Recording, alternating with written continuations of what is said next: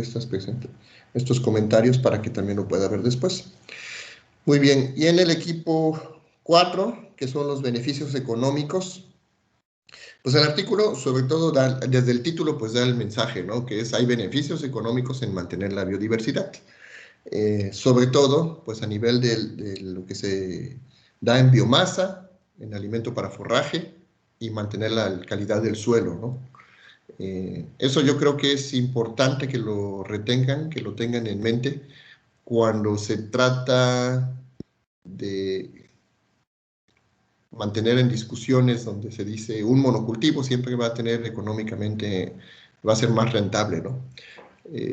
Todavía el artículo se podría, hay otros, de hecho, una vez el que les quería proponer que expusieran era mucho más complejo porque se llevaba a cabo durante más años y más países. Era un artículo de China, pero fue que, no sé si se acuerdan, en su momento les dije, ¿saben qué? Es que estaba analizando si valía la pena presentarlo. La verdad era un artículo tan complejo, a mí me estaba costando trabajo entenderlo porque casi cada resultado tenía uno que buscar antecedentes respecto a qué representa una variable, ¿no? Las variables que ellos estaban evaluando, porque tenían análisis de metadatos que eran un mundo.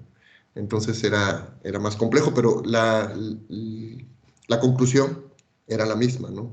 Respecto a la diversidad, qué es lo que puede incrementar. Disminuyen, de hecho, el número de plagas, de enfermedades, mantienen la sostenibilidad a largo plazo en cuestión de salud del ambiente, ¿no?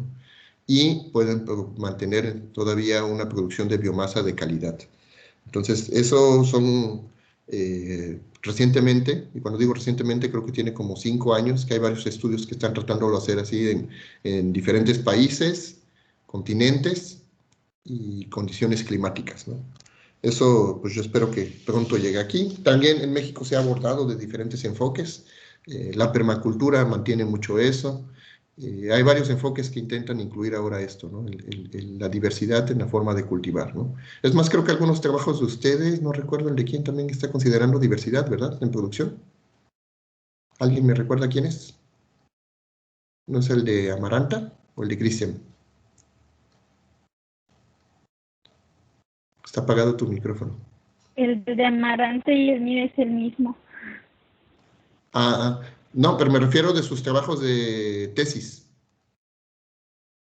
Creo que lo que va a trabajar Lucero, ¿no? Que va a buscar diversidad de plantas nativas para cultivo, para su huerto. Sí, bueno, ajá, es buscar también cómo introducir las plantas nativas o rescatar, ¿no? El uso de las plantas nativas de la zona.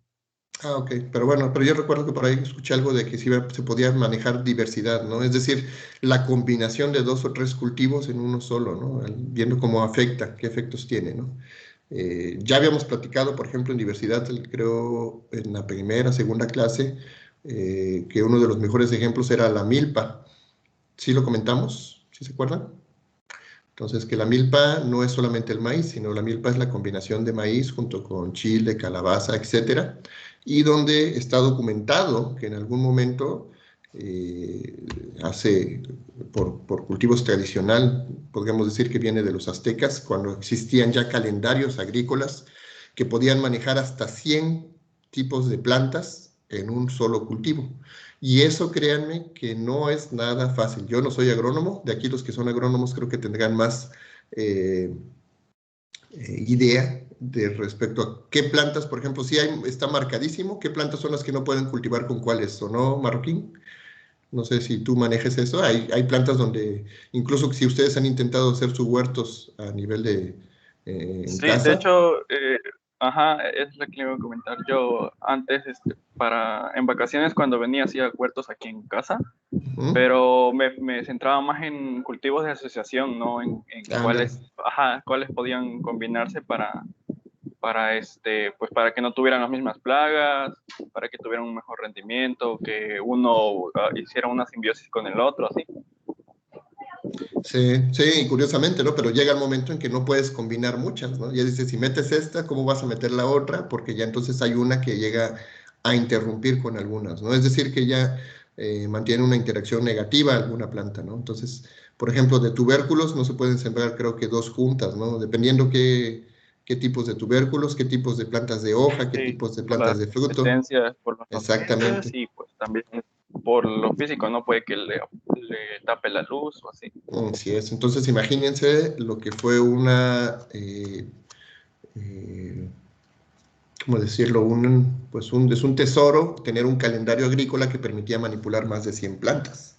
Eso pocas veces alguien puede crear. Incluso actualmente no todos tienen la misma capacidad de tener que generar un proyecto para ver en qué tiempo es el periodo de siembra para qué plantas, para que no interrumpan las siguientes y que no interaccionen negativamente con otras, ¿no? Eso créanme que es digno de apreciar la inteligencia de los que planearon este tipo de asociaciones. ¿Alguien quiere De comentar? hecho, me parece que están realizando un trabajo así, una maestra de doctorado, Ujú. creo que se llama Tania, está trabajando con milpa intercalada y tiene diferentes frutales con milpa, pero Efectivamente, sí. sí es un poquito complicado estar checando ahí las fechas para cada cultivo. Efectivamente, sí, sí, sí tienes razón, ya me acordé que sí lo está trabajando, ya había visto ahorita varios por ahí que el doctor Pablo está manejando así ese tipo de asociaciones, creo, él nos podría platicar más. En Francia, fíjense que ahorita hay una corriente que se llama ¿qué es la forêt? El bosque, no me acuerdo si es el bosque alimenticio, el bosque algo así, donde tienen árboles, sobre todo frutales, pero también de sombra, y abajo tienen otro tipo de cultivos. Para esto imagínense todavía también la complejidad de analizar la cantidad de sol o de luz que tienen que recibir y después cómo van a intercalar esos cultivos, ¿no? Entonces también es una corriente pues, relativamente reciente y muy atractiva, ¿eh? O sea, está pegando mucho en Francia respecto a la forma de manejar y para aquellos que tienen un terreno, pues es lo más recomendable, ¿no? Dejan el monocultivo y se pasan a este tipo de cultivos amigables, ¿no? Sobre todo, perdón, las principales ventajas que van a obtener es el disminuir las plagas, las enfermedades. Todo esto lo van a hacer casi en su mayoría, si no es que todos, sin el uso de agroquímicos o productos nocivos, ¿no? Entonces, es Creo una que corriente. algo que está Ujú, haciendo el programa de Sembrando Vida es ese, el programa del MIAC, la milpa intercalada de ujú, Salen. Entonces, es lo que está buscando, como que los productores que nada más producían maíz, metan lo que es también, bueno, hagan el proyecto del MIAC y metan árboles, y pues se utiliza todo, pues al hacer la poda de los árboles, se utiliza también la materia para seguir, ¿cómo se llama? Enriqueciendo la tierra, fomentando que la tierra vaya agarrando más estructura, porque pues muchas veces han tenido problemas, ¿no? Con las lluvias, y ujú. eso ha ayudado también, ¿no? El uso de árboles y bueno, la diversificación de los alimentos para los productores, y tanto en consumo como en ventas. Sí, efectivamente.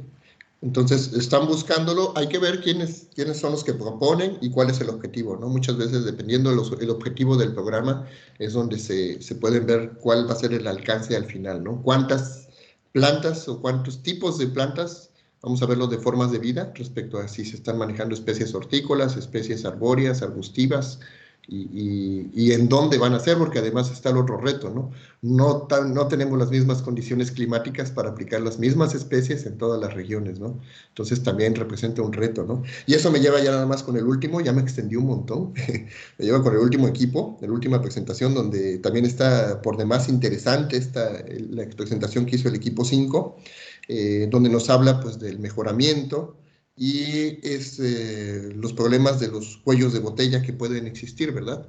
Eh, al momento de mejorar una variedad, pues ¿qué es lo que hacemos? Que tomamos solamente un pool de genotipos, un pool de genes, y ese es el que vamos a procurar que se propague por todos lados, ¿no? De hecho, pues ahí hay muchas críticas respecto a que si el mejoramiento es lo que nos conviene o no. Lo que les puedo decir, mi opinión, es hace pues cientos de años, cuando no existía la biotecnología, lo que hacían es que había los mejoradores de semillas prácticamente eran por todas las regiones, porque las personas que cultivaban sus alimentos, ellos mismos se encargaban de hacer la selección de aquellas plantas con las mejores características para pasarlas a la siguiente generación, y eran los que hacían un mejoramiento local, adaptado a sus condiciones locales. lamentablemente ahora liberan una variedad de maíz y prácticamente pues la empiezan a propagar por todos lados, sin importar si son condiciones de temporal, condiciones con agua, con sistema de riego, sin importar qué altitud, bueno, o no lo analizan tan puntualmente, ¿no? Y todavía peor cuando en ocasiones alguien le dice al otro, tengo esta semilla, ve y siémbrala allá en tu lugar, ¿no? Sin preguntar si tiene las mismas características que a él le funcionaron, ¿no? Entonces, todavía esos son errores más graves.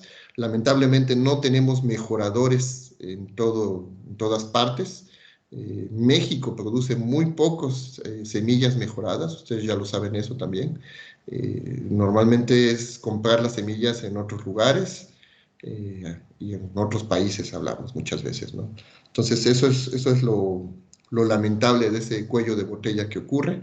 Bien ahí marcado, sí podría ocurrir que cuando somos centro de origen, al obtener mejoras en una planta y después estas se cruzan con los silvestres, se pueda incluso incrementar la diversidad genética. O sea, eso es algo interesante, ¿no? No es siempre negativo, sí se puede incrementar la diversidad genética si a partir de las cruzas que hacemos y se cruzan con las variedades silvestres, se conservan todavía los genes. Sin embargo, cuando es en un lugar donde no existe en manera silvestre, difícilmente va a incrementar la diversidad genética, ¿no?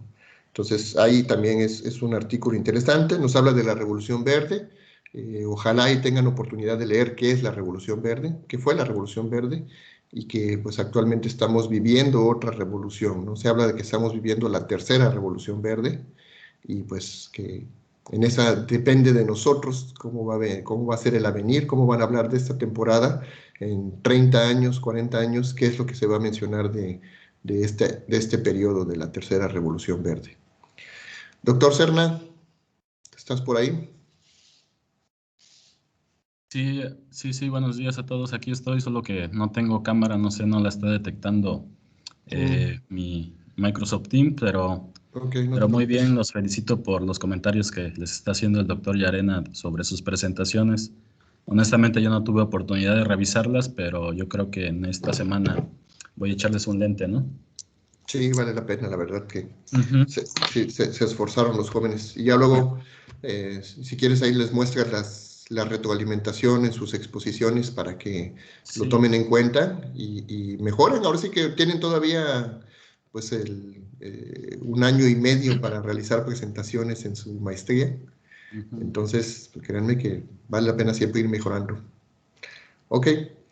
Bueno. Adelante, doctor. Gracias. Sí, gracias. Voy a comenzar, chicos, justo todo lo que están comentando con este tema, ¿no? Que vamos a ver, que tiene que ver con morfología, ¿no? No sé si alguien de ustedes ya ha hecho estudios morfológicos. Chicos, ¿saben qué significa morfología?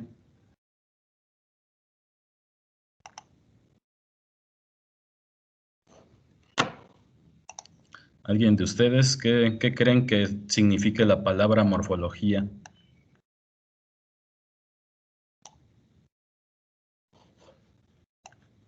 Morfos. Es como la forma física de un individuo, ¿no? Algo así. Ajá, ok, la forma, ¿no? Morfos es las características que posee un individuo medibles. Se consideran el conjunto de características morfológicas visibles que diferencian a una especie de otra. Ok, bueno, eso es la aplicación, ¿no? ¿Para qué sirve la variabilidad morfológica? Pero, ¿qué es morfología? Antes de pasar a variabilidad morfológica, ¿qué es morfología?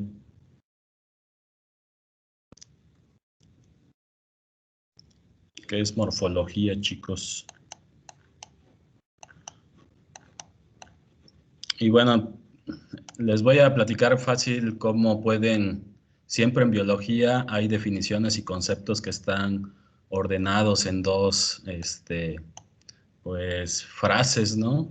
Y que si nos ponemos a pensar tantito, chicos, podemos describir fácilmente qué significa un estudio en términos biológicos, ¿no? Entonces les decía que morfos es la forma, ¿no? La forma que presentan los individuos, tanto cualitativas como cuantitativas. ya comentaban acerca de qué son esas características cualitativas y cuantitativas, ¿no? Entonces, la morfología es una disciplina de la biología que se encarga del estudio de las formas, pero no nada más el estudio de las formas, saber cómo está, cuál es la forma de estos chilitos, cuál es la forma de estas flores, ¿no? Sino tiene un contexto evolutivo y un contexto genético. Estudiar la variabilidad morfológica de las especies nos lleva también a conocer acerca de sus pasados, antepasados, y acerca de la variabilidad genética que tienen. ¿Por qué? Porque de acuerdo con Gottlieb, de acuerdo con su estudio de evolución de las características morfológicas y genéticas en plantas, él determina que las diferencias en la estructura, la forma, la orientación y la ausencia o presencia de caracteres discretos están gobernados por uno o dos genes, ¿no? Entonces, por ejemplo, un gen va a codificar a que el cáliz de la planta se desarrolle. Dos o más genes van a codificar a que los pétalos tengan tengan un color rosa, un color blanco, un color amarillo, ¿no? Entonces, ese conjunto de genes, esas características morfológicas que nosotros observamos en las especies, son respuesta de los genes que contienen estos individuos. Recuerden que ya analizamos las características genéticas de las poblaciones, que fue la primera sección de este curso. Entonces, son los niveles de organización jerárquica de cómo estudiamos a la biodiversidad. Primero que estudiamos a los individuos, pues estudiamos sus características genéticas de cada uno de los individuos que conforman una población. Entonces, el siguiente nivel de organización biológica son los individuos. Un individuo como tal, a un individuo le podemos medir sus características morfológicas, ¿no? Entonces, esas características morfológicas, digamos que estaríamos analizando también los genes responsables de esas características morfológicas, ¿no?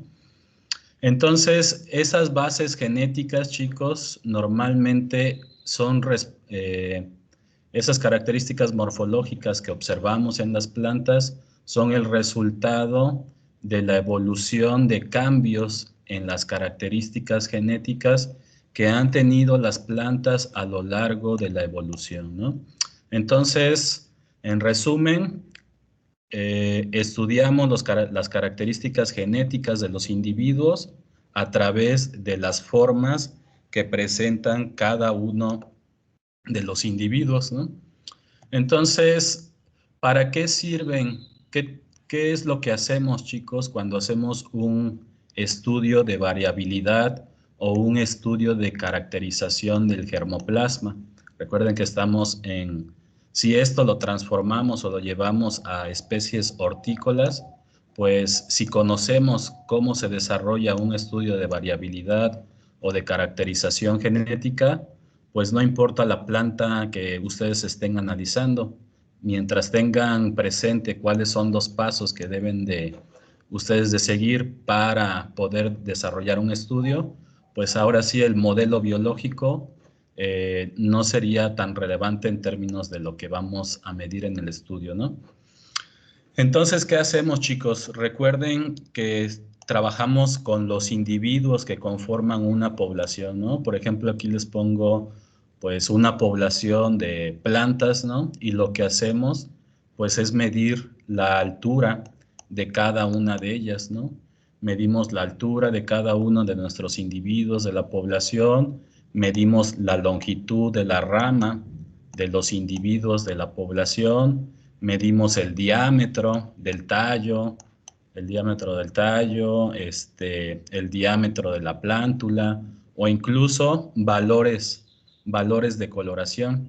Hay una escala o hay un aparato que no recuerdo cómo se llama, si ustedes se acuerdan me dicen, pero que puede medir, creo que mide la concentración de clorofila y a través de esa concentración te determina el color de la hoja o pues de la parte de la planta que nos interesa analizar, y eso lo transforma en un valor. Entonces, una variable cuantitativa la podemos transformar en una variable cualitativa la podemos medir a través de valores cuantitativos, ¿no? Pero también las variables cualitativas, por ejemplo, el color, también la podemos analizar para hacer estudios de variabilidad morfológica o de caracterización. Aquí les presento pues los resultados, básicamente después de hacer las mediciones de las plantas, de los individuos que conforman la población objeto de estudio, pues uno de los resultados que nosotros obtenemos son estos dendrogramas. Básicamente lo que observan ustedes aquí son variantes, todas este grupo de especies que se encuentran seleccionadas bajo esta rama del árbol tienen características morfológicas similares. Es por eso que están agrupadas en este grupo o subgrupo poblacional. Sin embargo, también podemos hacer inferencias para poder determinar los orígenes geográficos de dónde provienen estas poblaciones o estas especies, ¿no? Por ejemplo, aquí les marco que estas especies que tenemos aquí únicamente tienen distribución en México, únicamente las que están agrupadas en esta rama del árbol, ¿no? Entonces, esto nos da una idea de que las formas, la morfología de estas plantas que habitan únicamente en México tienen un aspecto evolutivo en común, es decir, que han evolucionado de un mismo antecesor que tenía formas morfológicas muy similares y que en la actualidad ahora las podemos agrupar por su morfología como individuos que pertenecen a un mismo linaje morfológico, ¿no? A un mismo linaje morfológico. Entonces, estos son parte de los objetivos que nosotros buscamos cuando hacemos un análisis o un estudio de variabilidad o caracterización del germoplasma. Los hay para muchas plantas, los hay para muchos cultivos. ¿Y qué pasa, chicos, si ustedes tienen un cultivo del cual quieren hacer una caracterización morfológica? Tienen que irse a la literatura para poder identificar cuáles son esas variables que van a medir, ¿no? Que normalmente se le llaman descriptores varietales. Cuando se requiere registrar una variedad de una planta en particular, necesitamos medir a esos frutos o a las características de la planta que acabamos de domesticar o que estamos en proceso de selección. Necesitamos medir sus características. Yo, por ejemplo, les pongo qué tipo de descriptores hay para el manzano o la manzana. Por ejemplo, del fruto miden 20 características morfológicas de la forma, ¿no? Como es la carpa del hipanto, el pedúnculo, la semilla, la capa externa. Todas esas variables se van midiendo y se van registrando en una tabla de datos de Excel. Entonces, del fruto, pues tanto puedes medir variables cuantitativas como son la forma, como cualitativas como es el color, ¿no? Entonces, tienen que irse a las referencias bibliográficas para que sepan cuáles son las características o descriptores varietales que van a medir. Aquí les pongo pues unos ejemplos de cuáles serían los descriptores varietales del fruto, ¿no? O que nosotros tendríamos que tener como referencia para poder hacer la clasificación de nuestro conjunto de manzanas, ¿no? Entonces aquí ya están las claves que nosotros debemos de seguir e ir registrando. Y al interior del fruto pues se miden estas características, por ejemplo, el ancho de la base del ojo, que es de la posición A, perdón, desde la posición A hasta la posición B. Entonces, esta medida que tenemos aquí me da el ancho de la base del ojo. Luego, la profundidad de la base del ojo, que es de la A a la C, ¿no? Entonces, lo que mida aquí hasta acá, eso sería esta variable, profundidad de la base del ojo. Ancho de la cavidad caulinar, que es de la sección E hasta la sección F. Entonces, sería medir la distancia que hay entre estas dos características. Recuerdan que hablábamos acerca de marcadores moleculares como los microsatélites. Pues entonces, ahora lo estamos haciendo, pero directamente en el individuo. Imagínense que un marcador de microsatélite codifique la distancia que hay del ancho de la cavidad caulinar.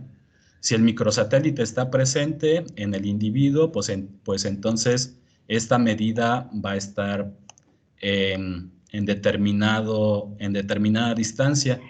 Pero si ese microsatélite está desfasado por alguna situación genética, pues entonces esa medida va a variar entre un individuo y otro, ¿sale? Entonces, esa variabilidad, esa diferencia entre las medidas que deberían de corresponder entre todos los individuos, a esas diferencias, chicos, se le llama variabilidad. Esa variabilidad es la que queremos nosotros analizar, ¿vale? Los hay para frutos, chicos, los hay para hojas, los hay para tallos, los hay para todas las partes de la planta, ¿no? Entonces tienen que irse las referencias para que ustedes sepan cuáles son las variables que van a medir. Por ejemplo, si van a hacer un estudio para ver cuál es la concentración de clorofila en diferentes hojas, en diferentes formas de hojas, pues entonces tienen que medir el área de limbo, el AL, que debe ser ¿no?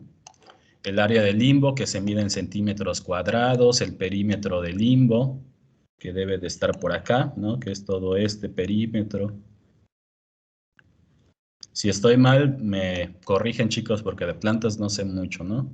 La longitud del peciolo es esta, la van a medir de aquí hasta acá, ¿sale?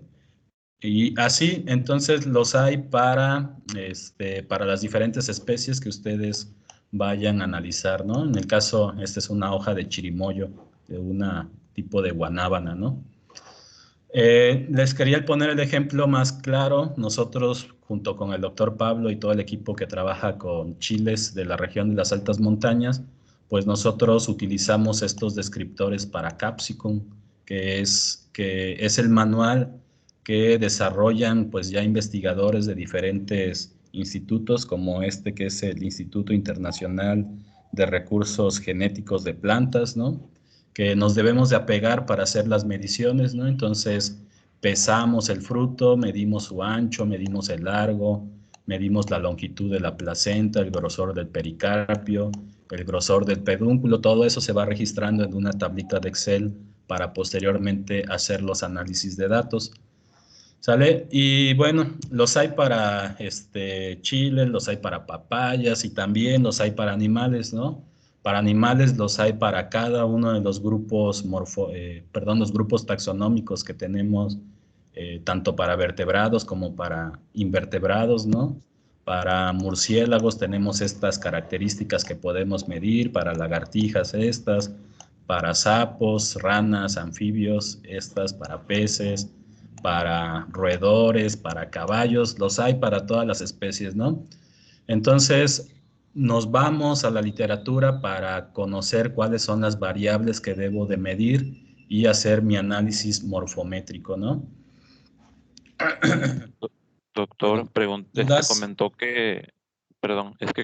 que, bueno, para el caso de las especies vegetales, pues en el tallo, en las hojas, flor y fruto, ¿no? Sí. Pero también se podría, por ejemplo, en las raíces, ya que se encuentran ahora sí que por debajo de la superficie del suelo. Claro, sí, también he visto estudios, no necesariamente miden las raíces, pero lo que sí sé es que pesan el contenido de las raíces, ¿no? Entonces es una medida de evaluar las raíces, ¿no? No necesariamente tiene que ser una medición, pues, en centímetros o milímetros, sino también hay otras variables como peso, ¿no? Ujú. Entonces, Disculpe, a doctor. veces ustedes se pueden dar las ideas, ¿no? Si es que no lo encuentran en la literatura, eh, tú puedes tomar la decisión de decir, bueno, pues yo para mis plantas,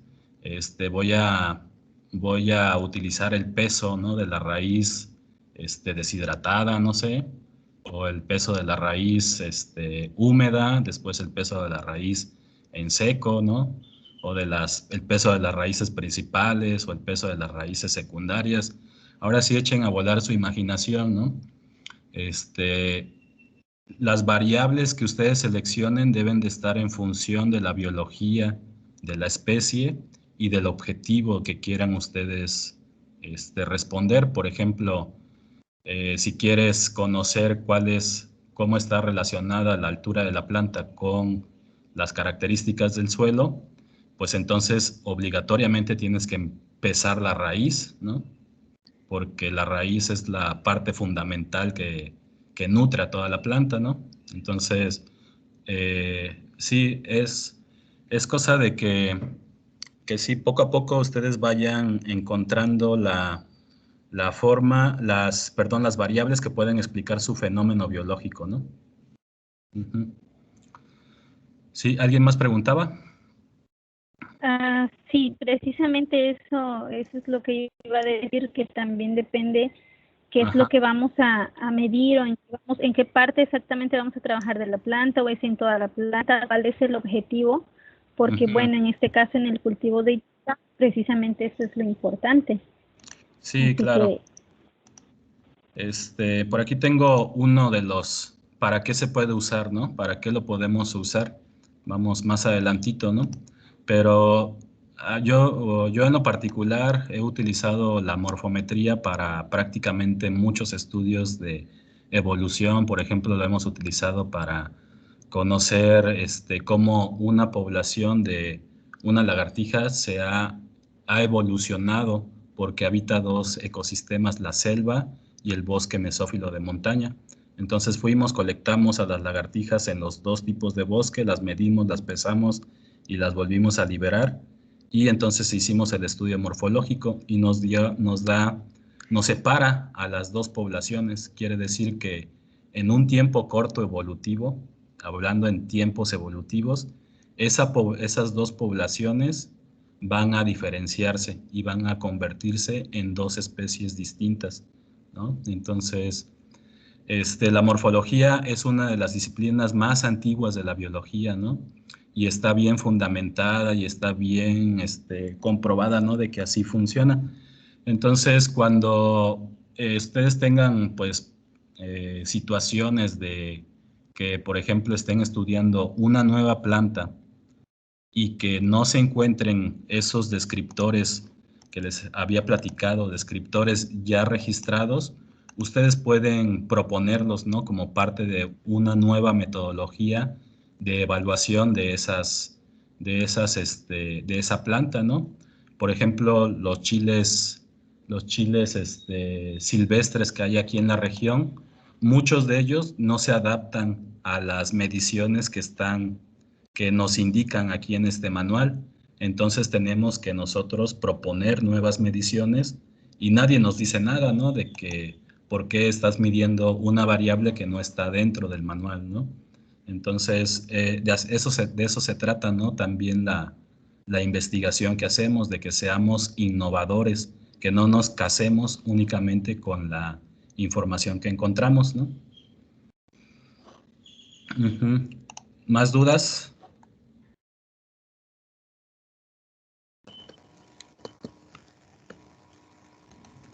Sí, doctor, yo tengo una duda. Sí. Bueno, más bien me gustaría saber la opinión de ustedes. ¿Cómo podríamos identificar o definir una especie o una nueva especie de una subespecie. ¿Nos podríamos guiar nada más con los descriptores varietales? No. Para poder decir esta es una subespecie porque no tiene tanto contraste, ¿no? De acuerdo a los descriptores varietales, o ya podemos decir que es una nueva especie. Sí, mira, para poder decir que estamos hablando de dos especies distintas cuando en realidad pensaríamos que es una, necesitamos tener evidencia genética, es una de las primeras fuentes de evidencia. Qué tan diferentes genéticamente son esos individuos. Después, hacer pruebas de compatibilidad reproductiva, esa es la segunda prueba. ¿Qué tan reproductivos son o qué tan compatibles son esas dos poblaciones en términos reproductivos? Si esas pruebas, entonces, si las dos especies ya no se reconocen reproductivamente, entonces ya estaríamos hablando de que, pues, además del estudio genético más las pruebas de comportamiento reproductivo, nos están indicando que ya no se reconocen reproductivamente, es otra evidencia más de que estamos hablando de dos especies. Y tercero, son los rasgos morfológicos, ¿no? Entonces, cuando esas formas ya son distintas entre las dos poblaciones que pensaríamos que era una misma especie, entonces ya tenemos tres fuentes de evidencia que nos están diciendo esta no son dos especies distintas, ¿no? ¿Sale? Además, creo que también es importante en qué taxa estás hablando, ¿no? A nivel de qué, si te estás refiriendo a plantas y con qué objetivo quiere hacer alguien esa distinción, ¿no? Si llegase a ser el caso de que están queriendo hacer una clarificación taxonómica, sí es fundamental lo que comenta el Ricardo Serna. En algunos casos, algunos agrónomos con la intención de clasificar utilizan la palabra variedad, ¿no? No hacen cruzas porque ya sea que técnicamente no es viable el realizar cruzas, entonces los manejan a nivel de variedad. Manejarlo a nivel de subespecie es una cuestión taxonómica, y si ustedes ya leyeron los artículos de la definición conceptual de especie, pues hay muchos enfoques y sobre todo, normalmente se respeta el enfoque del taxónomo experto, ¿no? El taxónomo experto es el que va a definir al final, muchas veces, aunque en ocasiones llega a ser un error, porque desde el punto de vista científico es muy criticado cuando el taxónomo experto en el área es el que define esto, se queda como subespecie y esto no. Y él pues menciona qué criterios son los que tomó y pues de ahí en fuera los demás lo siguen, ¿no? Por ejemplo, en orquídeas ha sido muy dado ese hecho, ¿no? Tenemos un taxónomo experto en el país para ciertas áreas, ciertos géneros, y él es el que va definiendo. Muchas veces no se pueden hacer ya las cruzas porque ya existen pocos especímenes, se encuentra uno muy alejado, presentan floración en épocas muy raras, entonces no hacen las cruzas como tal, no hacen análisis genéticos y a partir de algunos caracteres él considera que son subespecie o que son variedades tal, ¿no? Pero es un enfoque que determina el taxónomo, ¿no? Este es un ejemplo que les puedo dar. En el caso de la Alea anceps, que ya está extinta en naturaleza, se encuentra todavía a nivel de traspatio en algunas colecciones, la variedad blanca. La variedad lila todavía se encuentra presente en naturaleza, ¿no? Pero entonces, ¿cómo clasificamos que son la misma especie y cuál es subespecie? O sea, representa varios retos técnicos y científicos, ¿no? Entonces, es un ejemplo que les puedo dar, ¿no? O sea, de qué grupo es el que están trabajando, es que depende cómo se va a abordar, pero sobre todo qué pregunta quieren responder, ¿no? ¿Cuál es la necesidad de moverlo a subespecie? ¿Cuál es la relevancia de manejarlo como especie diferente? Eso es lo que tienen que reflexionar, ¿no? Sí, justo podemos retomar esto que les voy a presentar, de hasta dónde podemos decir que es una especie, ¿no? Y dónde es una subespecie.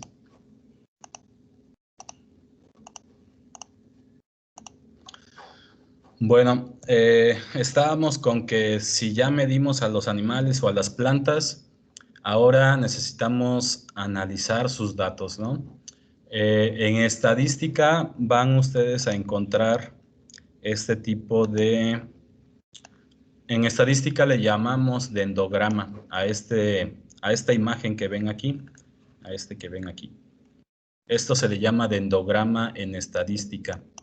Y en biología o en áreas biológico-agropecuaria le llamamos árbol de relaciones, ¿no? Pero como estamos hablando de morfometría, es un árbol de relaciones morfométricas. Si estuviéramos hablando de genética, es un árbol de relaciones genéticas, ¿no? Si estuviéramos hablando de alguna otra característica que estuviéramos midiendo, pues ya nada más le agregan la palabra que corresponda, ¿verdad? Para que estemos hablando en el mismo idioma. Entonces, desde el punto de vista estadístico, chicos, básicamente lo que hace el dendrograma es resumir todas las variables que nosotros medimos, es decir, esas variables de longitud, peso, altura, diámetro, etcétera, las va a resumir en valores promedio, ¿sale? En valores promedio de todos los individuos que analizamos, y va a estimarte valores promedio para cada uno de los individuos. Cada una de estas líneas que ven aquí se les llaman ramas, ¿sale, chicos?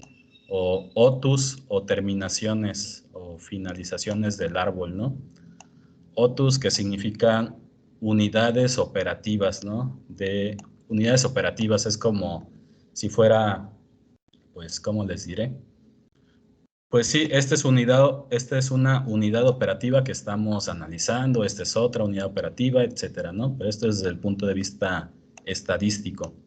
Ahora, desde el punto de vista biológico, cada una de estas ramas hacen referencia a que el promedio que se encuentra aquí entre estas dos especies hace que las agrupe morfológicamente, ¿sale? El promedio que tenemos aquí entre estas dos especies, el promedio de las características morfológicas que hay entre estas dos especies, hace que se agrupen en un solo clado. Esto que tenemos aquí le llamamos clado. Ahí más o menos, ¿no? Un clado quiere decir que agrupa a dos o más individuos o especies que tienen características en común, ¿sale? Si siguen esta línea, se van a topar justo con este nodo. Este es un nodo. En cada intersección que hay de las líneas que están horizontales, que están aquí así, cada uno de estos sitios se les llama nodos, ¿sale?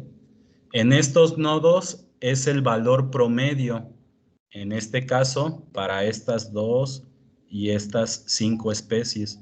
Es el valor promedio que existe de similitud entre estas 5 especies.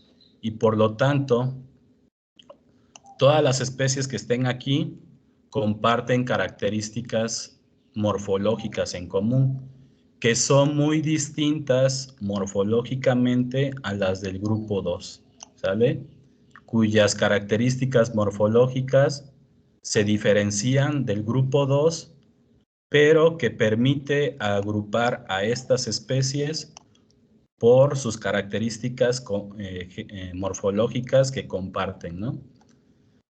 Entonces, aquí tenemos valores, chicos. Valores, en este caso, que tiene el valor del R cuadrado. R cuadrado es una medida de ajuste del modelo que estamos observando aquí, o es la medida de similitud. Bueno, este R cuadrado es la medida de ajuste de este modelo, ¿no? Entonces, ¿qué ajuste tiene este grupo? Pues prácticamente un 15% de confiabilidad de que así es este grupo, ¿no? Estos grupos tienen este valor de R cuadrado, esta que está aquí tiene este valor, ¿no? Entonces, entre más cercanos, bueno, esto no lo puedo interpretar así porque es valores de R cuadrado, ¿no? Entonces, R cuadrado significa el grado de ajuste entre estos grupos, ¿sale? Hay otra medida que se llama distancias euclidianas, que también van aquí, que nos indica la distancia que tienen estos grupos con respecto a este grupo, pero ahorita lo vamos a hacer en la clase práctica. Hace rato preguntaban cómo podemos distinguir o cómo podemos sugerir que hay subespecies de una especie en particular. Imagínense que todos los individuos de acá sean de una sola especie, ¿no? De la guayaba. Imagínense que todos estos sean los mismos individuos, ¿no? Del mismo individuo. Perdón, sean individuos de diferentes poblaciones. Entonces, si se dan cuenta, hay subgrupos, subgrupo 2, subgrupo 1, subgrupo 4, subgrupo 3. Entonces, este subgrupo 2, que está más alejado, este subgrupo 2,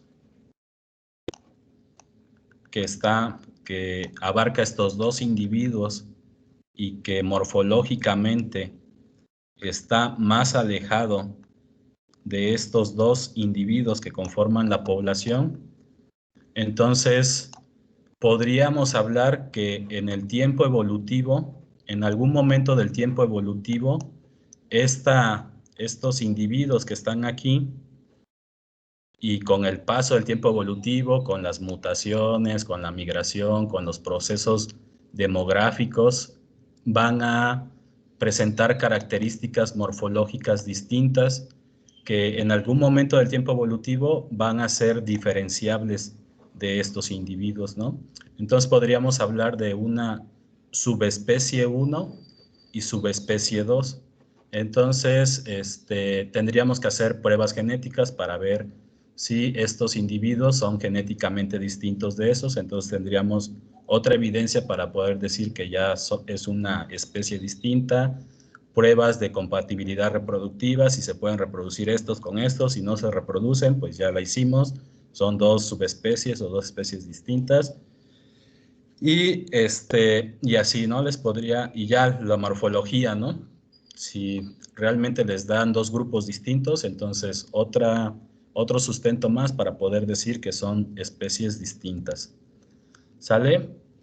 ¿Dudas con el dendrograma o árbol de relaciones morfométricas?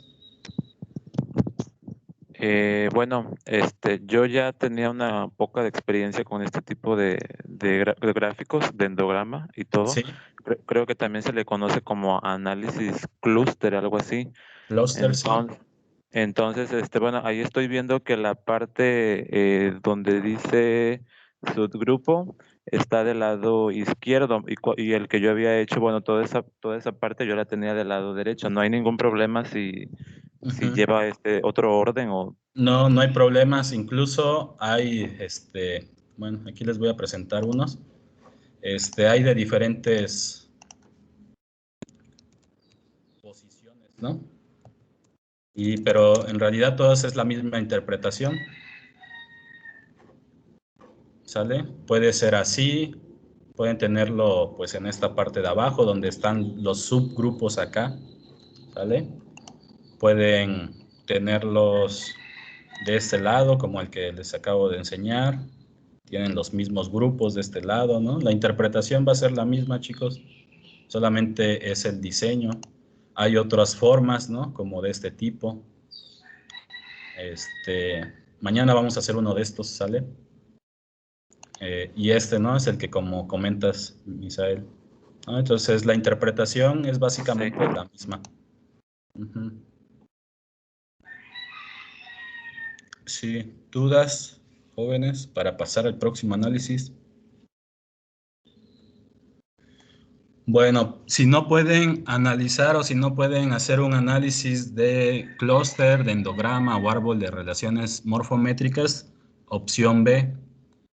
Opción B, tienen la opción de realizar un análisis de componentes principales. Pero, ojo chicos, la diferencia de este grupo es que, perdón, de este análisis, es que hace que los agrupe. los agrupa en términos de cuáles son más similares. Y el componentes principales, los agrupa en función de aquellos que son más similares, pero en términos de su varianza. ¿Qué tan variables son? ¿Qué tan variables son en términos de la varianza que explica, no? Hagan de cuenta que miden, por ejemplo, la altura de 50 plantas, ¿no? Y entonces resulta que de esas 50 plantas, 5 son bien pequeñitas,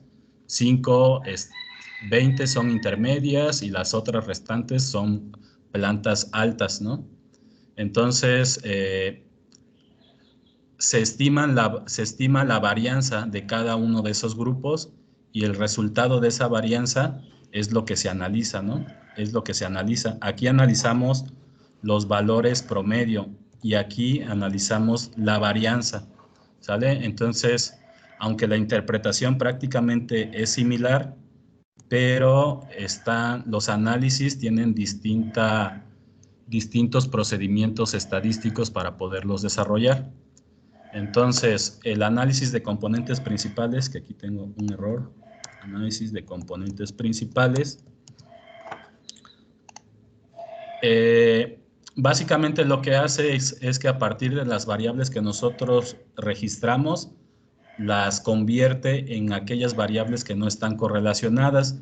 Posteriormente, las va ordenando con base en su cantidad de varianza. Cada variable tiene una cantidad de varianza y que estas las va a correlacionar. Las va a correlacionar en este biplot. Esta imagen se llama biplot. Entonces, ¿cómo analizamos este resultado del análisis de componentes principales? Normalmente se divide en 4 ejes. Eje superior derecho, el eje superior izquierdo, el eje inferior izquierdo y el eje inferior derecho. Dense cuenta que estas líneas parten en los valores de 0, ¿sale? 0 y 0. Y hacia arriba tenemos valores positivos y hacia abajo tenemos valores positivos, hacia la izquierda, perdón, negativos, hacia la izquierda valores negativos y hacia la derecha valores positivos. Aquí tenemos las especies de maíz, son componentes principales de las razas de maíz, ¿sale? Entonces cada símbolo corresponde a cada una de las razas de maíz. Entonces aquí evaluaron estas variables que ustedes ven aquí. Y ojo chicos, ¿cuál es la dimensión más importante de componentes principales? Es este cuadrante, el de la derecha superior. ¿Por qué? Porque tenemos los valores positivos, tanto del componente principal 2, como los valores positivos del componente principal 2. Todas las variables correlacionadas se encuentran aquí, ¿sale? Entonces, dado que esta dimensión del componente principal es el que tiene mayor valor de correlación, podemos entonces empezar a hacer las inferencias, ¿no? Por ejemplo, este maíz que es pepitilla tiene mejores características de adhesión, de tensión, de TG, de pericarpio, de proteínas, de entalpía y de RT. Sin embargo, el cónico norteño y el bolita está correlacionado positivamente con las variables de corte, cohesión, TG, dureza y lípidos, pero estas dos razas no están correlacionadas con estas demás variables. ¿Sale, chicos? Que tenemos aquí, que es la dimensión negativa, porque tenemos valores negativos de este lado y negativos, ¿no? Entonces, es esta gráfica. Tenemos esta raza, ¿no? Que es el pinto. Ese pinto está correlacionado negativamente con el endospermo, las cenizas, el PG, Digamos que esta raza casi no presentó características muy buenas, ¿no? Con respecto a estas variables. Y así lo hacemos para este, ¿no? En este caso, estas dos razas, que serían los elotes cónicos y el zapalote, estarían correlacionados positivamente con la cristinalidad, germen y viscosidad. ¿Por qué?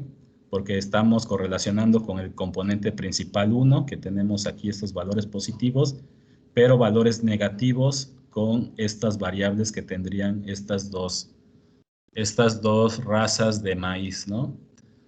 Entonces, son dos tipos de análisis que te explican básicamente la agrupación o desagrupación de las especies o de las plantas, de los animales que vayamos a analizar. La idea es agrupar, ver cómo se agrupan en términos de similitud y ver cómo se agrupan en términos de correlaciones.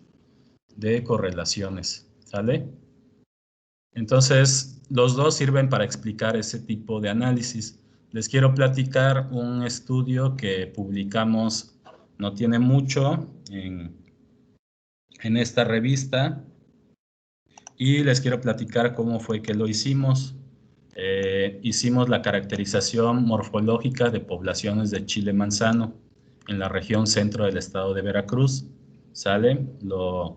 Aquí estamos algunos de sus profesores, el doctor Otto Leiva, el doctor Pablo Andrés, el doctor Murguía González, la doctora María Elena Galindo Tobar, su servilleta, el doctor del Rosario Arellano, la doctora Hildalí. Y bueno, ¿qué fue lo que hicimos? Previamente se hizo un diagnóstico en estas dos comunidades para conocer cuáles eran los cultivos de chile que tenían, y entonces fuimos e hicimos accesiones. Hace rato les preguntaba el doctor Yarena qué es una accesión. Desde el punto de vista, cuando vamos a hacer colectas, cada una de los sitios de colecta, a las muestras que nosotros colectamos, se les denomina accesión, ¿sale? Una accesión que está dentro o que está incorporada dentro de una población, ¿no? Es decir, pues sí, es la localidad geográfica de la muestra donde hicimos la colecta, ¿no? Entonces, fuimos a esas dos localidades, chicos, y tomamos muestras de los chiles. Ya en laboratorio medimos, pesamos todas las características que les mostré en el manual de Capsicum. Ahí nosotros tomamos esas mediciones y entonces hicimos nuestro análisis de componentes principales. Perdón, nuestro análisis de clúster. Voy a ir al artículo también para que ustedes lo tengan. Voy a pasar y ahí se los voy a mandar por el chat. Lo pueden descargar de esta revista. Se van aquí a PDF y le dan descargar archivo. ¿Sale?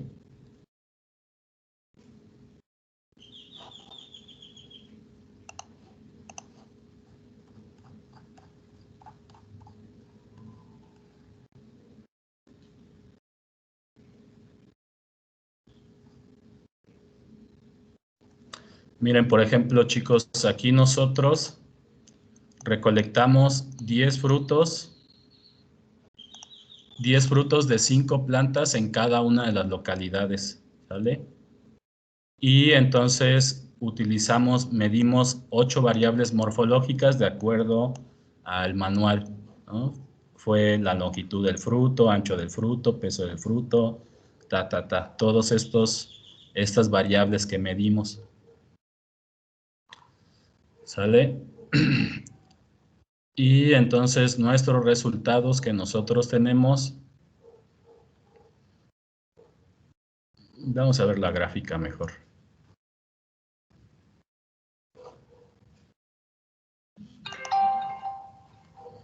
¿Sale, chicos? Entonces, no se ve muy bien, está muy mala la calidad de endograma, pero podemos ver cómo, por ejemplo, estas accesiones las pudimos clasificar morfológicamente como grupo 1, grupo 2, grupo 3, grupo 4, 5 y 6 grupos, ¿no? En realidad, de todas estas accesiones que nosotros colectamos, pudimos distinguir 6 grupos varietales, ¿no? Podríamos llamarle así, entre comillas, grupos varietales. Es decir, que estos grupos se parecen morfológicamente. Cada una de las accesiones se parece morfológicamente. ¿Sale? ¿Qué podemos hacer con esta información? Bueno, ya que tenemos esta imagen, este estudio, pues ahora podemos hacer mejoramiento genético si lo deseamos. ¿Sale? Podemos cruzar las accesiones de este grupo, cruzarlas, retrocruzarlas, por ejemplo, para aumentar los grados de picor, los grados de capsicina en estas poblaciones de Chile, ¿sale? Esa podría ser una de las alternativas que podríamos utilizar ya haciendo un análisis morfométrico, seleccionar variantes que tengan características morfológicas para seleccionar una característica que a mí me interese, ¿no? Por ejemplo, la capsicina. O supónganse que este grupo que tenemos aquí sean los chiles que tienen mayor tamaño en peso, ¿no? Y entonces lo que yo quiero como horticultor es generar una variedad de chiles que tengan mayor peso, ¿no? En peso en términos de gramos, ¿no? Entonces, ¿qué es lo que puedo hacer? Pues entonces selecciono a esas poblaciones, esas accesiones. Puedo empezar con los cruzamientos y entonces generar una planta, una variedad que tenga, pues, que sea superior en términos del peso del fruto del picante, ¿no? Entonces, para eso sirve este tipo de análisis, chicos, para que tomen decisiones en qué tipo de características morfológicas van a seleccionar para pues modificarlas, ¿no? Para seleccionarlas y hacer un programa de mejoramiento genético, ¿va? Les enseñé todo lo que es morfología tradicional, jóvenes. Actualmente está pues de moda una nueva técnica que se llama morfometría geométrica. Morfometría geométrica, que básicamente analiza a través de fotografías y utilizando geometría estadística para poder hacer estudios de morfometría todavía más precisos a una escala más precisa, ¿no? A nivel todavía mucho más pequeño. Acuérdense que nosotros les había pues presentado ejemplos de individuos completos, ¿no?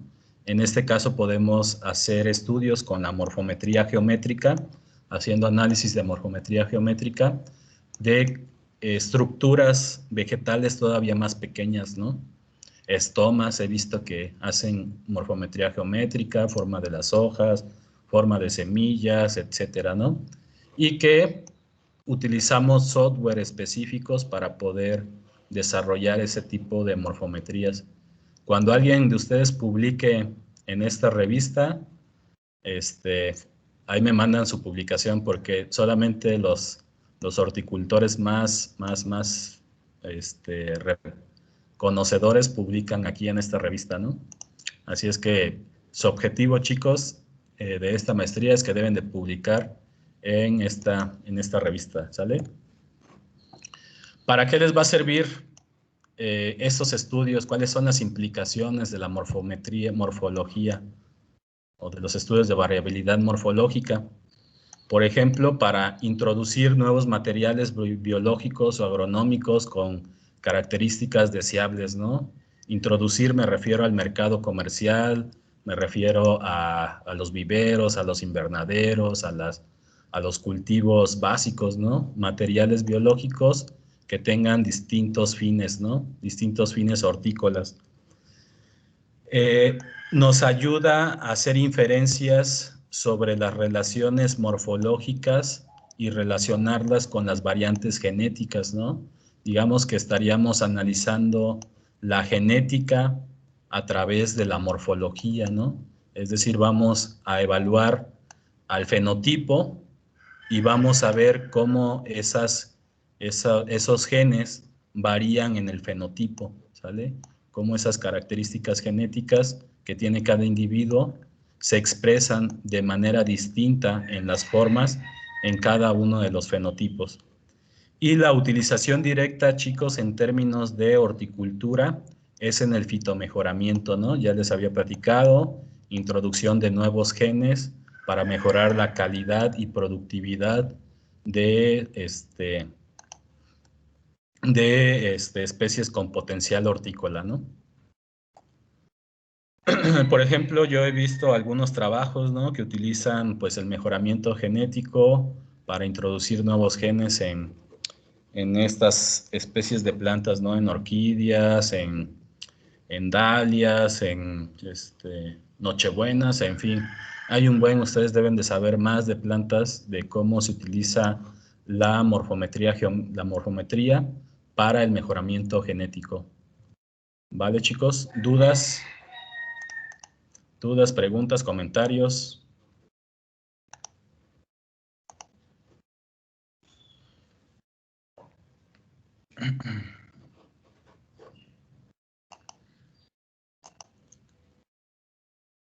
Nada.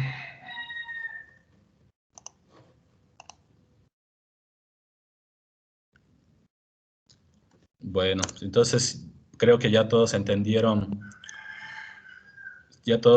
la práctica. Entonces todos, chicos, vamos a empezar con la práctica del día de hoy. Justo les acabo de enviar ahí por chat. ¿Sí? No me quedó algo del todo claro. En el dendrograma que nos presentaba anteriormente, donde estaba una escala del 0 al, me parece que era el 0.7, algo así.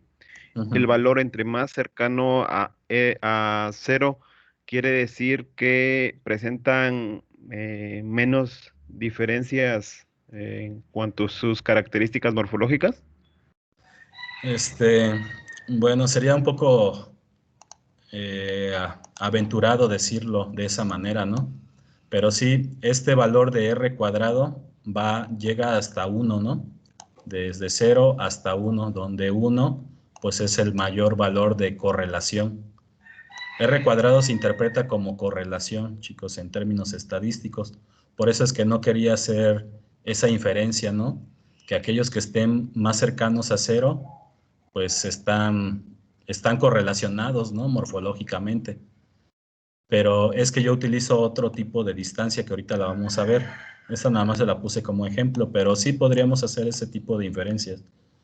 Se supone que aquellos que estén más cercanos a 1 deberían de estar más correlacionados, ¿no? Más correlacionados morfológicamente, porque así es la regla en estadística. Entre más se acerca a 0, hay mayor correlación entre las variables. Pero te digo que no estoy seguro cómo se interpreta aquí el R cuadrado. Con ¿cómo se llama? En este dendrograma. Entiendo que debe de ser, por ejemplo, estos tres individuos tienen aproximadamente el 0.07 de correlación, ¿no? Más o menos. Si trazamos una línea imaginaria, de dónde se intersectan estas líneas de correlación, el 0.5, ¿no? El 0.14 más o menos. Entonces, ahorita se las explico más sencillo con las distancias euclidianas, ¿no? Para poder hacer las inferencias todavía más precisas, ¿vale? Es que les digo, depende de los objetivos de cada análisis, ¿no? Yo lo tomé del internet y no, pues tuve la mala costumbre de no leer y ya se los puse aquí, y eso pasa si no lee uno y te preguntan, pues no puede uno explicar, pero ahorita se los explico más fácil, ¿va? Entonces, les voy a ir enseñando paso por paso cómo van a ir haciendo el procedimiento. Lo voy a hacer 2 veces. para que me vayan siguiendo una tercera ocasión, para que si hay dudas, lo puede ir haciendo, y ya se va a grabar, se está grabando la presentación, por si lo quieren volver a repetir o volver a ver, pues ya saben cómo hacerlo. Entonces, chicos, se van a ir a la página de paso número 1, página de Infostat. Infostat. ¿Sale? Se los voy a pegar en el link, en el chat del grupo. Este software es uno, pues yo lo ocupo mucho, sobre todo para propósitos de enseñanza, ¿no? Porque tiene muchas, pues es muy amigable con el usuario, es muy fácil de instalar, además de que es gratuito. Se van a ir aquí a la versión en español, ¿sale? Y entonces hay que esperar unos minutos para que se instale. Mientras se está instalando, chicos, mientras está descargando, quiero que veamos la base de datos que les acabo de proporcionar.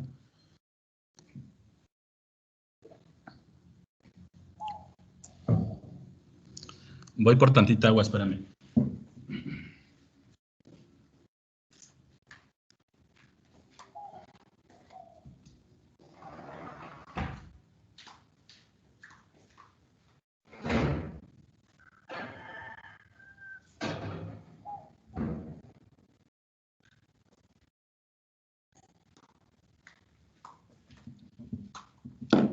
¿Sale, chicos? Entonces, miren, aquí les presento esta matriz de datos de una muestra. Aquí nada más estamos trabajando con una sola población, chicos, ¿sale?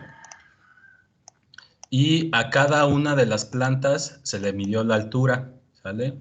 La altura, la base de la panoja, que es donde sale la panoja, ¿no? Que es desde el suelo hasta la base de la panoja. La altura o la distancia de donde se encuentra la primera hoja de la bandera, de la hoja bandera. A ver, vamos a ver una planta de sorgo.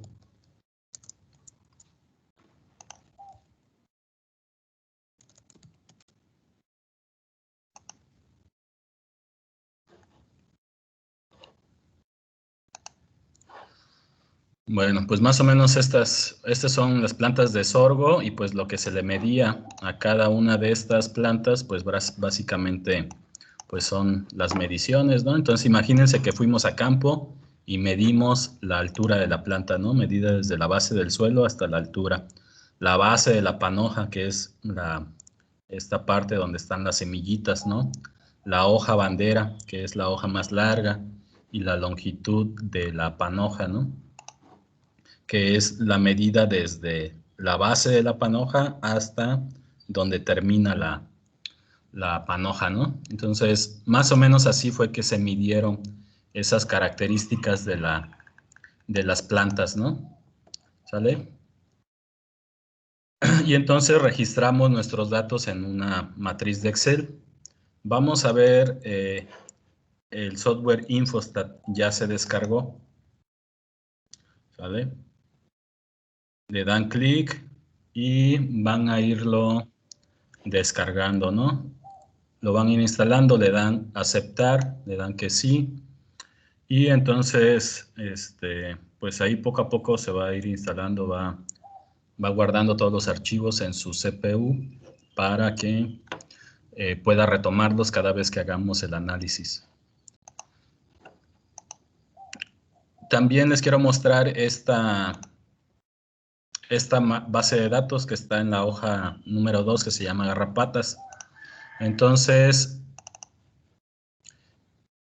medimos garrapatas, 15 garrapatas de la región 1, 15 garrapatas de la región 2, 15 garrapatas de la región 3, 15 garrapatas de la región 4. Todos conocen las garrapatas, ¿verdad?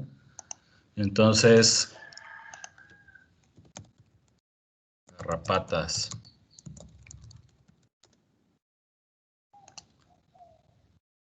Entonces queríamos identificar cuáles son si son especies distintas las garrapatas que están en el norte, en el centro y en el sur, ¿no? Entonces, es que resulta que en garrapatas, pues son bien difíciles, ¿no?, de identificar taxonómicamente, y entonces a través de sus mediciones podemos hacer una clasificación taxonómica, ¿no? Y entonces, pues queremos saber eso, ¿no? Si las garrapatas de la región 1 son distintas morfológicamente a las de la región 2, a las de la región 3, a las de la región 4. Entonces, sí se van dando cuenta, chicos, las preguntas de investigación que queremos responder con base en las mediciones morfológicas. ¿Sale? Y luego, para cocodrilos, ¿no? Quiero saber si realmente hay diferencias entre las características morfológicas de machos y hembras, ¿no? Para eso medí la longitud hocicocloaca, la longitud total, el ancho de cabeza, el alto de cabeza, la longitud del fémur, ¿no? Pero bueno, ahorita vamos primero a hacer el ejercicio con plantitas, ¿no? Con el sorgo. Ya que tengan Infostat, bueno, les va a salir este anuncio, les dan instalar. Sigue instalándose. ¿Sale? No tarda ni 5 minutos, chicos. Ahorita empezamos.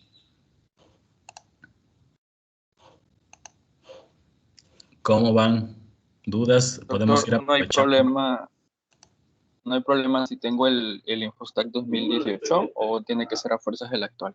No hay problema, sirve el mismo. Pero pues lo ideal sería que ya lo actualices ya para que te familiarices con el más reciente, ¿no?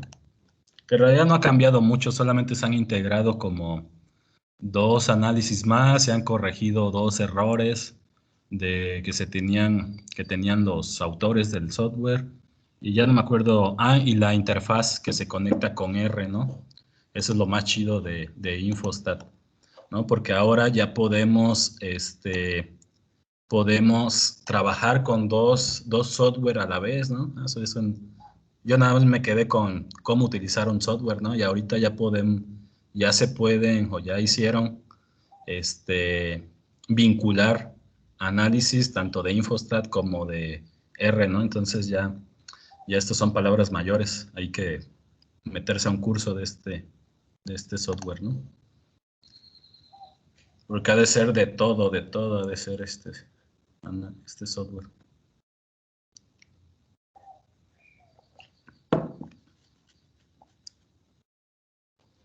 Bueno, ya les dice que ya te completó la instalación, que si queremos iniciar ahora, le damos que sí. Les va a aparecer esta advertencia, chicos. Les dice que esta copia debe ser activada. Y sí, digan ustedes que sí.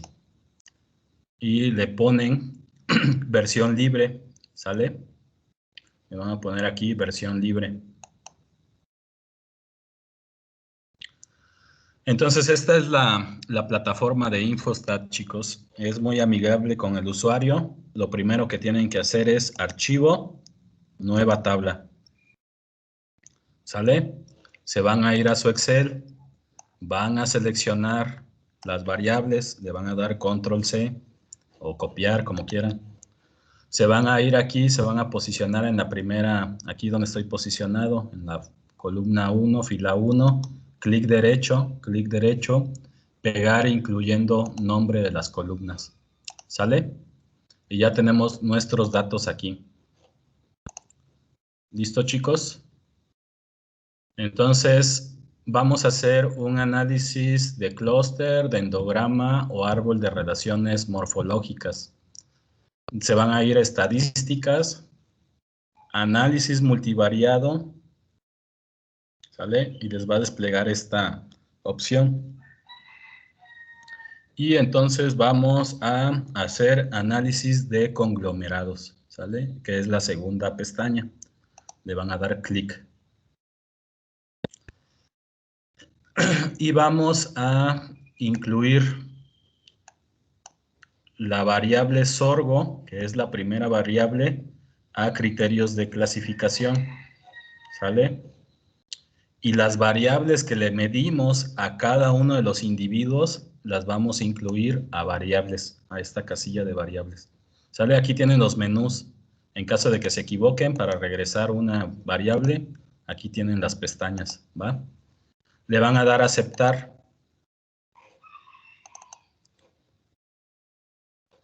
Hay 3 tipos de análisis, chicos, que pueden ustedes seguir. Los más utilizados son los jerárquicos.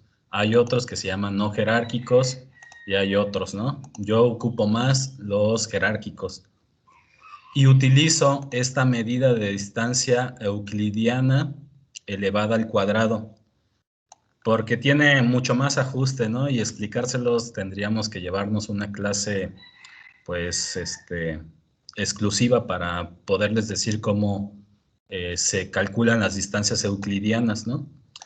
Por aquí debe de estar los valores de correlación. ¿Se acuerdan que en este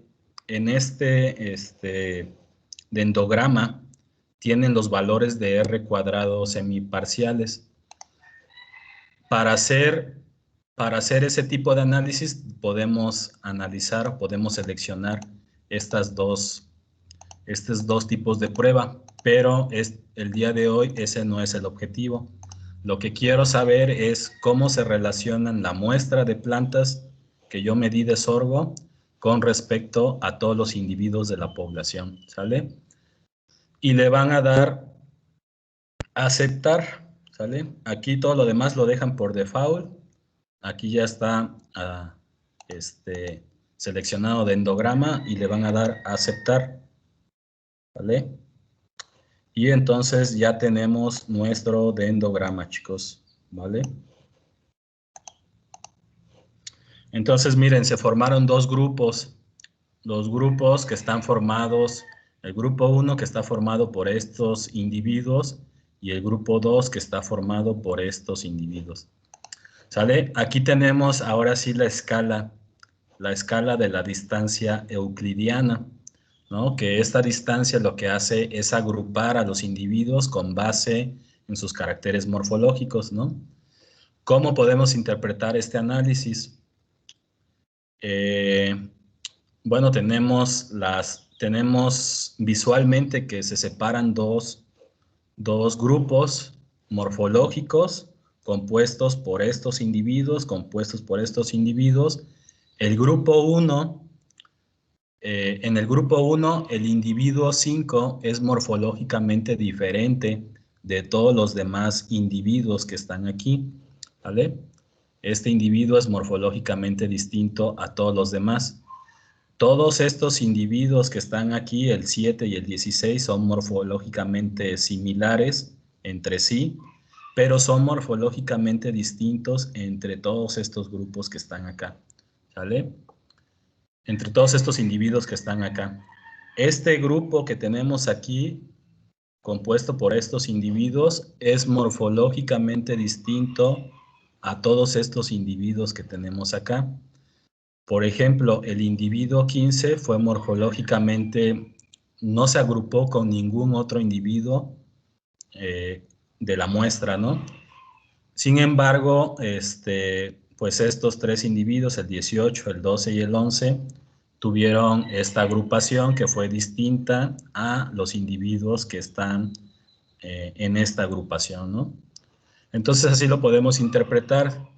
La distancia euclidiana que agrupa a estos individuos, pues es de prácticamente como 9, ¿no? 0.9 de distancia euclidiana. La distancia euclidiana que agrupa a estos individuos es prácticamente 6. Tomamos como base la línea del árbol, donde está el nodo para poder calcular la distancia hacia donde corresponde. ¿Sale, chicos? Entonces, ¿qué más resultados nos arroja Infostat? Por aquí abajo tenemos, a ver,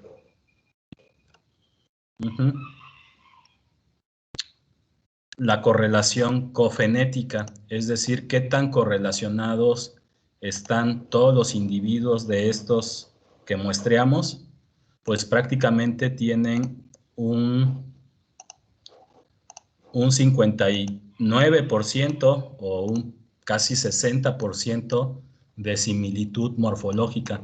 Todos estos individuos tienen esa similitud morfológica. Es decir, que si agarro dos individuos al azar, se van a parecer morfológicamente un 60%. ¿Sale, chicos? Recuerden que también vimos un análisis de componentes principales. Vamos a hacerlo. Con los mismos datos que ya tenemos, se van a ir a estadísticas, análisis multivariado y análisis de componentes principales. Como básicamente ya tiene las variables, ya las habíamos seleccionado, las dejamos por default y le pedimos que nos genere el bplot, es decir, la gráfica, ¿sale? Y le damos a aceptar. Y entonces ya tenemos nuestro análisis de componentes principales, ¿sale?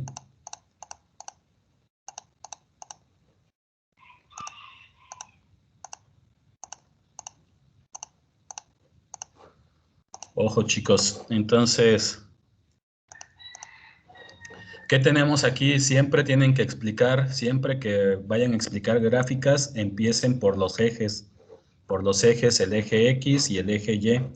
El eje X corresponde a los valores del componente principal 1 con el 65% de información y el componente principal 2 con el 20.5% de información. Es decir, que en su conjunto están analizando la información de, si sumamos 64 más 20, es igual al 84% de la variabilidad de nuestros datos. Recuerden que este es el más importante, perdón, este cuadrante, esta dimensión del cuadrante, el que tenemos aquí, el positivo con positivo, porque tenemos el componente principal 1, el 2 positivo y el 2 positivo que se agrega aquí. Entonces, miren, por ejemplo, cómo estuvieron relacionados el individuo 3, el 8 y el 9. Principalmente estuvieron relacionados por la longitud de la panoja. Los individuos 1, 16, 13, 9, 6, perdón, que está aquí abajo en este cuadrante, y todos los demás individuos que tenemos aquí están relacionados con la altura de la planta, la hoja bandera y la base de la panoja. Entonces, todos los que están de este lado son distintos morfológicamente, ¿no? No se parecen en nada a ninguno de estos, pero estos están, pues, se parecen por estas variables, ¿no? Porque presentan estos valores.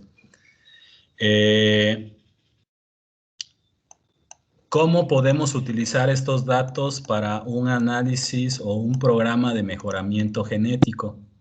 Bueno, pues ya sé cuáles son estos individuos que tienen la longitud de panoja más alta que todos los demás. Pues entonces estos los selecciono y voy a generar y los voy a reproducir y los voy a cuidar y los voy a estar cultivando para seleccionar aquella progenie que va a irme generando alturas mayores de panoja, ¿no? Entonces ya con estos individuos pues puedo tener mi núcleo reproductivo para hacer la selección de este carácter de interés, ¿no? De interés productivo a lo mejor. O, por ejemplo, pues ya sé que individuos están correlacionados morfológicamente y si quiero seleccionar la altura de la planta, pues ya sé cuáles son esos individuos, aquí los tengo, ¿no? Porque yo ya sé dónde los muestré, dónde los colecté, ya sé cuáles son, los tengo identificados y entonces puedo seleccionarlos para un programa de mejoramiento, ¿no? Y hacemos lo mismo con el dendrograma, pues todos estos que se parecen o estos dos que tienen ciertas similitudes morfológicas, pues los puedo utilizar para cruzarlos, ¿no? Pero yo creo que este es más específico.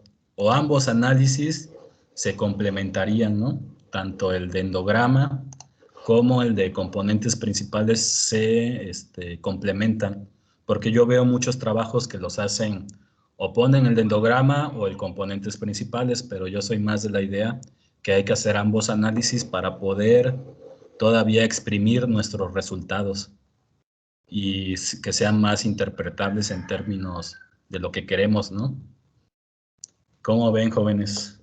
¿Ya se lo aprendieron?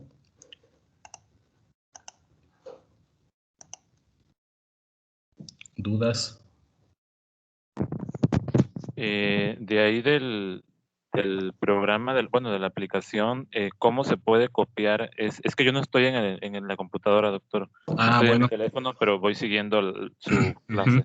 ¿Cómo se puede copiar de ahí a Word? No, bueno, justo esa es una de las desventajas que tiene Infostat. Como es gratuito, no puedes guardar los archivos, ¿no? Tú le das clic derecho y aquí tienes la opción de guardar gráfico, pero a mí me dice, como la tenemos en versión libre, esta opción no está disponible para esta versión. Entonces lo que yo hago es capturo la pantalla, la pego en Paint y ya luego la guardo como imagen, ¿no? Lo que hago es esto. Imprimo pantalla, la pego en Paint y luego ya si quiero le doy las características que me piden en la revista, ¿no? Y aquí lo corto y todo lo demás, ¿sale? Y ya entonces ya me queda mi gráfico listo para que lo pueda poner en el Word como una imagen insertada en el texto, ¿no? Bueno, ya ustedes ya saben, ¿no? Y aquí le dan colores y le pueden poner muchas cosas, ¿no? O sea, la idea es de que no se edite, pues, los resultados, ¿no? Sino que se edite la presentación, ¿vale? Pero lo pueden comprar, chicos, pueden pagar las, ¿cómo se llama? Pueden pagar para que les habiliten la licencia del software, que vale 500 pesos aproximadamente, y pues les va a servir para toda la vida, ¿no? Vale 500 pesos, yo no lo he pagado porque pues en realidad ocupo otros, ¿no? Pero también lo ocupo así como ustedes, como versión libre.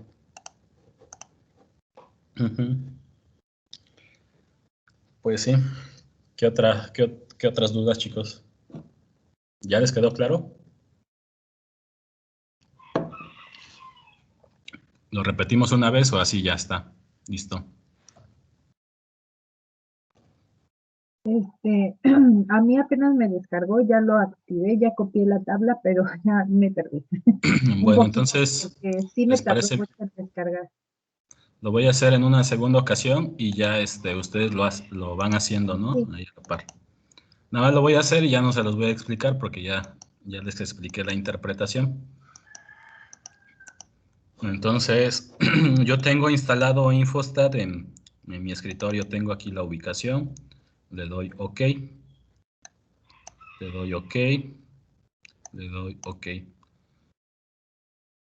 Como ya lo había instalado, recuerden que tienen que ponerle versión libre para que se instale y así ya no les vuelva a salir el anuncio. Se van a ir a Archivo, Nueva tabla. Se van a la base de datos. A ver, lo voy a hacer con el de las garrapatas, ¿sale?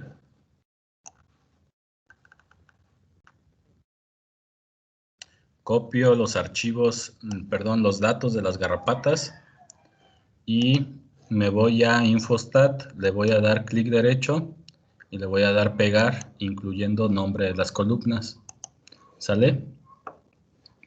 Entonces, ojo, el objetivo de este análisis que yo quiero hacer es saber si se separan, si hay variación en el largo total, en el largo del ápice y en el ancho de las garrapatas por región geográfica, ¿sale? Entonces me voy a ir a estadísticas, análisis multivariado y análisis de conglomerados, ¿sale? Recuerden que lo que yo quiero que me clasifique las variables que yo medí, quiero que me las clasifique en función de la región de los individuos que yo analicé. y quiero que me analice si esas variables, cómo varían esas variables entre los individuos de la región o qué tan agrupados me puede determinar los individuos que componen cada región. Le van a dar aceptar. Lo dejan por default, no hay que moverle nada. Hay otro tipo de distancias que se pueden ocupar, pero que estas van en función del tipo de análisis, de estudio que vayan a realizar. Le dan aceptar. ¿Sale? Y entonces tenemos nuestro dendrograma.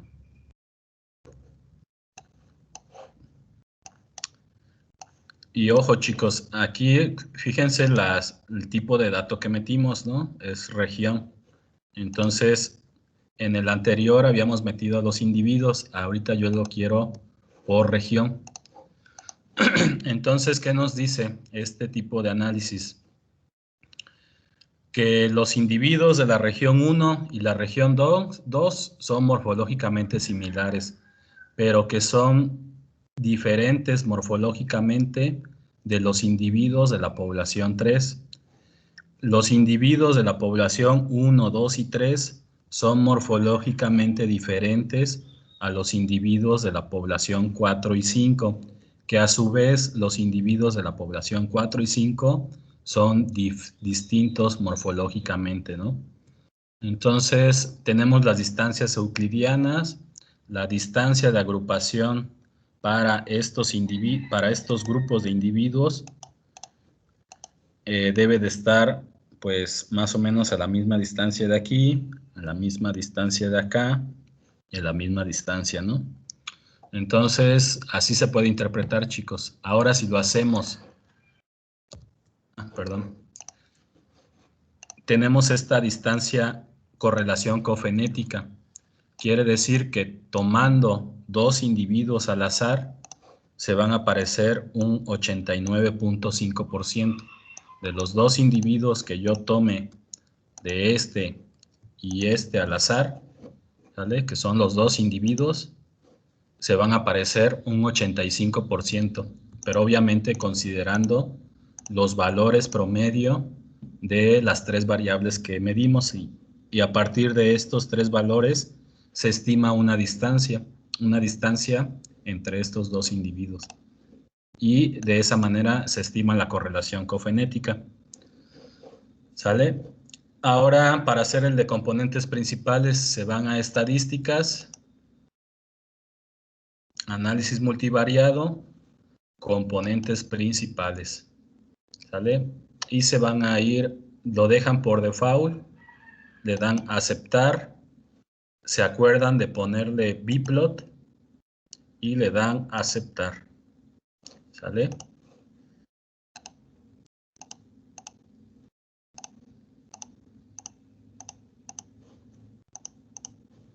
Entonces, miren, por ejemplo, las poblaciones 1, 2 y 3, pues la 1 y la 2 están más correlacionadas o están relacionadas por el ancho y el largo de su ápice. Sin embargo, la población 3 es más distinta morfológicamente, aunque también se parece un poco entre la 1, 2 y 3 por el ancho y el largo del ápice, ¿no? Pero las poblaciones 5 y 4 se parecen porque tienen un largo total muy similar, ¿no? Prácticamente entre estas individuos que componen las poblaciones, hay muy poca variación en cuanto al largo total, ¿vale? Y más o menos así sería, chicos. ¿Dudas? ¿Dudas, preguntas, comentarios,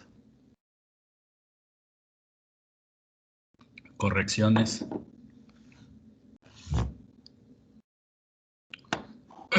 ¿No?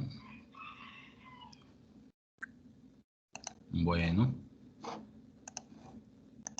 Entonces, si no hay dudas, hemos terminado el día de hoy. La tarea consiste en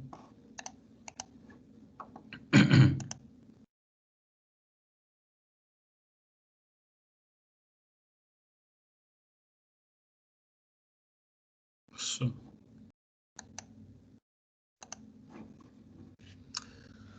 La tarea, la práctica 3.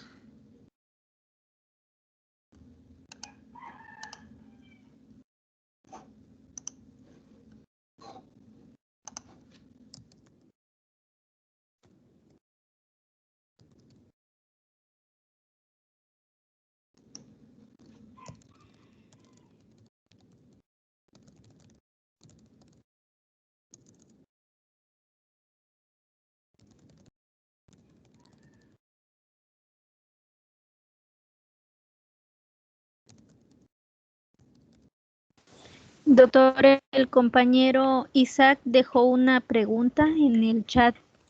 Gracias. Sí, gracias. ¿Qué diferencia hay entre dos ejemplos, un dendrograma y un filogenético?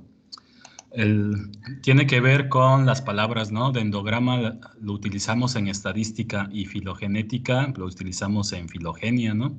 Esas son las diferencias, si a eso te refieres. No entiendo bien tu pregunta, ¿no?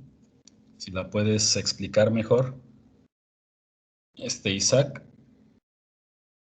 O sea, es el mismo principio, chicos, es el mismo análisis, nada más que tiene distintas aplicaciones. A lo que voy es de que dependiendo del tipo de datos, va a ser la inferencia o la interpretación. Entonces, el dendrograma, así se le llama en estadística, dendrograma. En estudios filogenéticos, pues se le llama filograma. En morfometría, el mismo dendrograma se le llama árbol de relaciones morfométricas, ¿no? Entonces, no, la diferencia es que no hay diferencia, ¿no? No hay diferencia, más bien. Ok, chicos, entonces vamos a ponerle unos 20 puntos de calificación y vamos a pedírselas para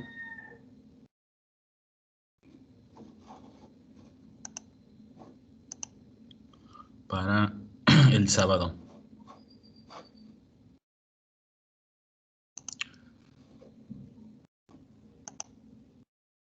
¿Sale, chicos? ¿En qué consiste la tarea? Consiste en que ustedes allá en su casa, chicos, pongan atención, allá en su casa van a medir 10 plantas de las que ustedes quieran. Ahí ustedes se dan la idea de la que ustedes quieran. Y van a medir, de esas 10 plantas, les van a medir 5 variables morfológicas. ¿Sale? 5 variables morfológicas. ¿Cuáles variables pueden ser? Pues entonces ustedes vayan a la literatura y busquen qué variables morfológicas pueden ser para esas plantas, ¿sale? Altura, diámetro del tallo, longitud de la hoja, peso, cualquiera que a ustedes se les ocurra, ¿sale? 10 plantas, 5 variables morfológicas. La tarea es que hagan su dendrograma y su análisis de componentes principales y que lo expliquen, ¿no? En términos como yo se los expliqué. ¿Dudas con la tarea? 10 plantas, 5 variables morfológicas, realizar el dendrograma y realizar el análisis de componentes principales con la interpretación biológica de esos resultados. ¿Tienen que ser 10 plantas de la misma especie? Pues dependiendo cuál sea tu pregunta. Ahí es que se los quiero dejar así como que ustedes reflexionen, ¿no? Y ustedes diseñen su propio experimento, ¿no? Entonces pueden ser de la misma especie, de diferente especie, pero pues de ahí va a depender su pregunta, ¿no? Del diseño del muestreo, del diseño de las plantas que quieran ustedes analizar, ¿no? Porque, por ejemplo, si analizan 5 plantas de una especie y 5 plantas de otra especie, ¿de qué estarían hablando? ¿De relaciones morfológicas entre especies? O si están analizando las 10 plantas de una sola especie, las relaciones morfológicas de los individuos que componen una sola población. Entonces va a depender, ¿no? De cómo lo enfoquen ustedes. Entonces es más que ustedes lo reflexionen, ¿no? Porque yo les puedo decir háganlo tal cual como yo quiero, pero pues no se trata de eso. Se trata de que ustedes aporten, ¿no?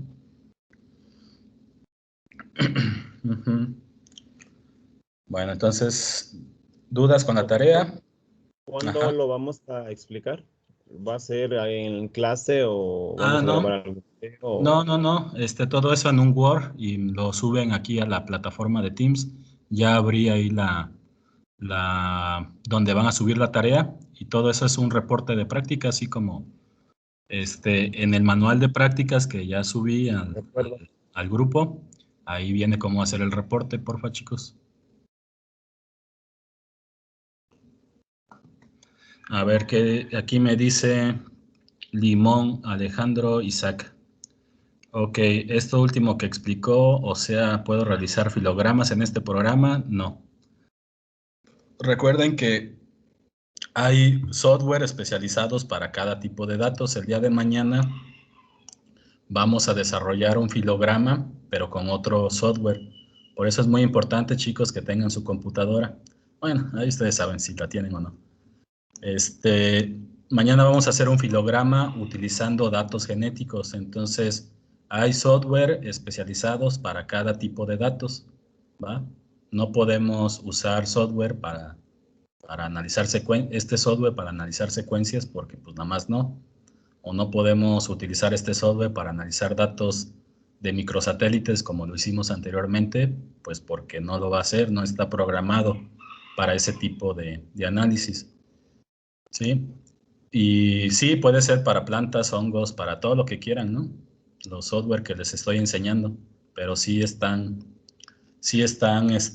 pues asociados al tipo de dato que vamos a analizar.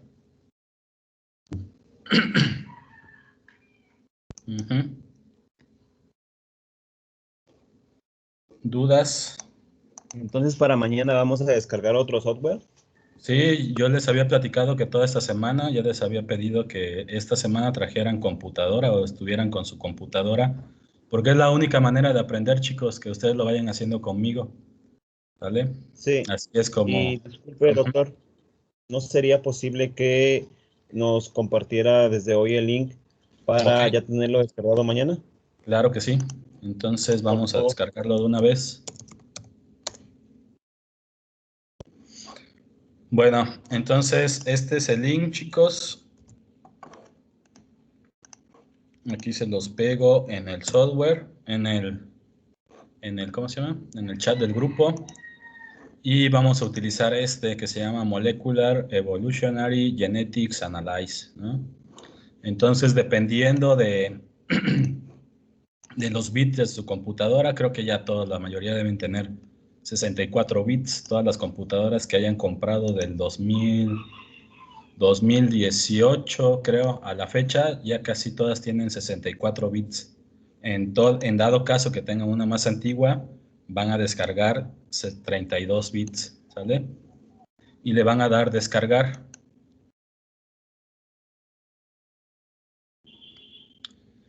Y se van a ir hasta la parte de abajo, les dicen que sí, ya leímos todo. Ok, le van a dar a aceptar. Miren, y aquí entonces este es el dendrograma, ¿no? Esta es una imagen de qué es lo que vamos a hacer, pero con este software. Se tienen que registrar. Aquí ya está por default México. Le voy a poner que yo soy profesor y que le voy a poner que soy de la Universidad Veracruzana.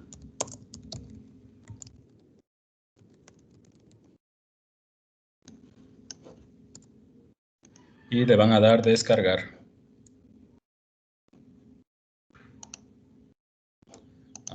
A ver. Laboratorio de Bioinformática y Bioestadística. Ustedes le ponen horticultura tropical o algo así, ¿no? Les va a aparecer esto. Le van a dar descargar. Los va a detectar como si fuera un archivo peligroso. Le van a dar descargar, perdón.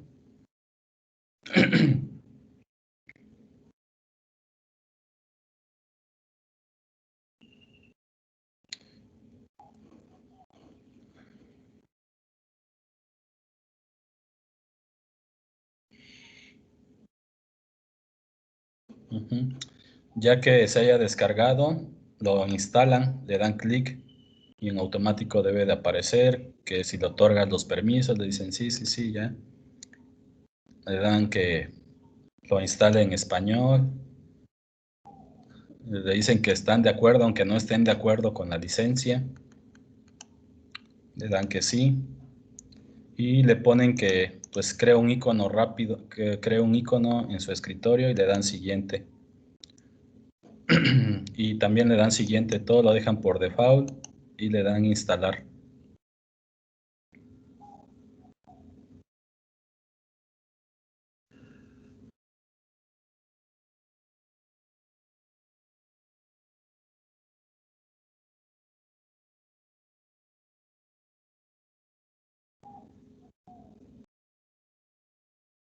Y le dan finalizar, ok.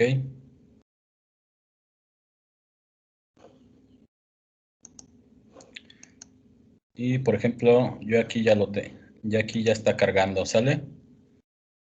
Y ese es el que vamos a ver mañana. Mañana vamos a hacer una filogenia, ¿no? Una filogenia.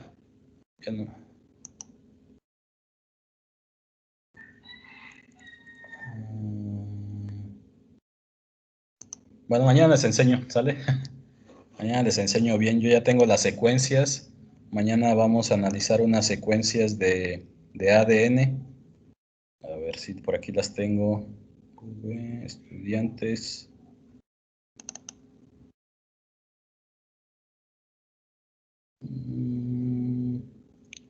Topografía, ganado.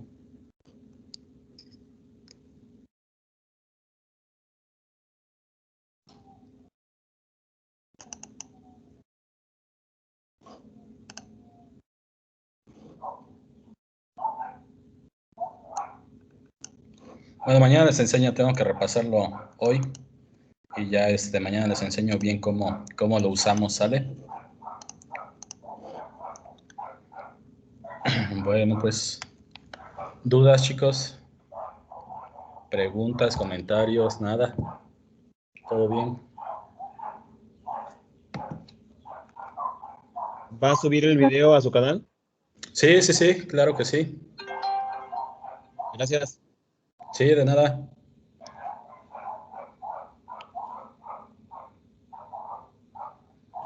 Bueno, chicos, entonces nos vemos mañana, por favor, a 9:15 con su computadora.